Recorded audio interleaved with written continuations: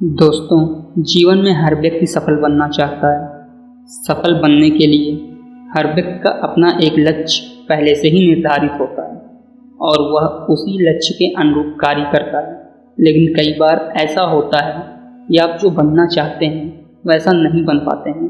कुछ लोग इसे लेकर यह मान लेते हैं कि शायद उनकी किस्मत में ही यही लिखा होगा, वहीं कुछ लोग अपनी किस्मत को खराब करने लगते हैं और कुछ लोग यह मानकर संतुष्ट हो जाते हैं कि शायद वह इसे डिजर्व नहीं करते थे। लेकिन इसका असली कारण कुछ और ही होता है। अगर आप इसका असली कारण जानना चाहते हैं, अगर आप भी किसी ऐसे ही दुराग्रह में हैं, तो इस कहानी को अंत तक जरूर सुनिएगा। तो चलिए चलते हैं गौतम बुद्ध की इस कहानी की तरफ और जानते हैं इसका असली कारण। एक बार गौतम बुद्ध को एक सभा में उपदेश देना था। सभा में करीब 100 से ज़्यादा लोग उपस्थित थे और उनका इंतजार कर रहे थे। गौतम बुद्ध आए, लेकिन बिना कुछ कहे ही चले गए।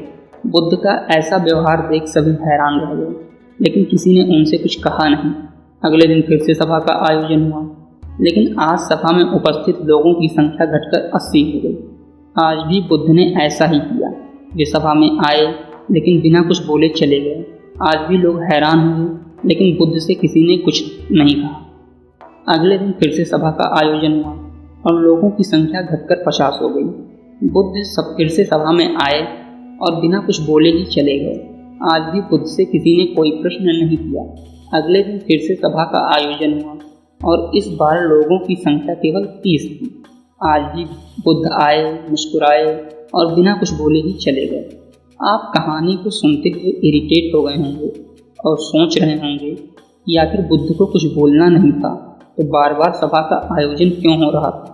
ठीक इसी तरह सभा में मौजूद लोगों को भी गुस्सा आ रहा था, लेकिन इसका जवाब जानने के लिए आपको धैर्य रखना होगा। अगले दिन फिर से सभा का आयोजन हुआ। आज सभा में केवल 15 लोग ही उपस्थित रहे, लेकिन आज गौतम बुद्ध ने अपना स्थान ग्रहण कर लिया और उपदेश देने के लिए बैठ गए।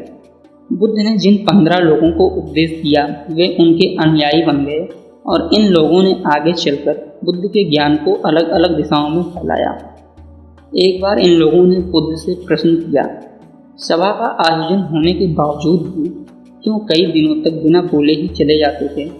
तब बुद्ध ने उत्तर दिया, मैं उन लोगों की खोज में था जो लायक थे। सभा के पहले दिन 100 से भी ज़्यादा लोग थे। उनमें से ज़्यादातर लोगों को मेरे उपदेश से कोई मतलब नहीं था। इसके बाद जो लोग अगले दिन आए उन्हें भी मेरे उपदेश से कोई मतलब नहीं था। वो तो केवल इसलिए आए थे क्योंकि वो देखना चाहते थे आखिर सभा में होता क्या है। लेकिन मुझे ऐसे लोगों की तलाश थी जो मेरे ज्ञान को जन जन तक पहुँचाएँ। मैं कई दिनों तक इसलिए बिना बोले चला गया क्योंकि मैं ये देखना चाहता था आखिर वो कौन लोग हैं जो सच में मेरे उपदेश को सुनना चाहते हैं और जिन्हें वास्तव में ज्ञान पाने की लालसा है। ऐसे लोग ही रोज सभा में आते रहे। गौतम बुद्ध कहते हैं, जिनके भीतर धैर्य था उन्हें मुक्ति का मार्ग मिला और जो लोग जल्दबाजी में थे वो आज घर पर बैठे हुए हैं। बुद्ध कहते हैं कि जिन लोगों में धैर्य का गुण होता है वे जीवन में कुछ भी पा सकते हैं, फिर चाहे आपका लक्ष्य कुछ भी हो। बिना धैर्य के कोई भी सफलता के लक्ष्य तक नहीं पहुंच सकता। दोस्तों, आज की भाग दौड़ भरी जिंदगी में लोगों में धैर्य नहीं, सभी में जल्दबाजी और शीघ्र अतिशीघ्र किसी कार्य को करने की होड़ मची हुई है। लेकिन गौतम बुद्ध बताते हैं कि अपने भीतर धैर्य रखें। बुद्ध कहते हैं, निरंतर अभ्यास से ही हम अपने भीतर धैर्य को बढ़ा सकते हैं। यानी आप जो भी बनना चाहते हैं उसके लिए धैर्य की आवश्यकता होती है।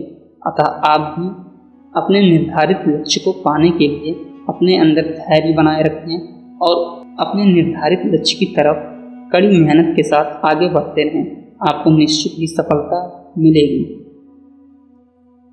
अगर आपको वीडियो अच्छी लगी हो और कहानी पसंद आई हो तो चैनल को सब्सक्राइब करें और वीडियो को लाइक करें।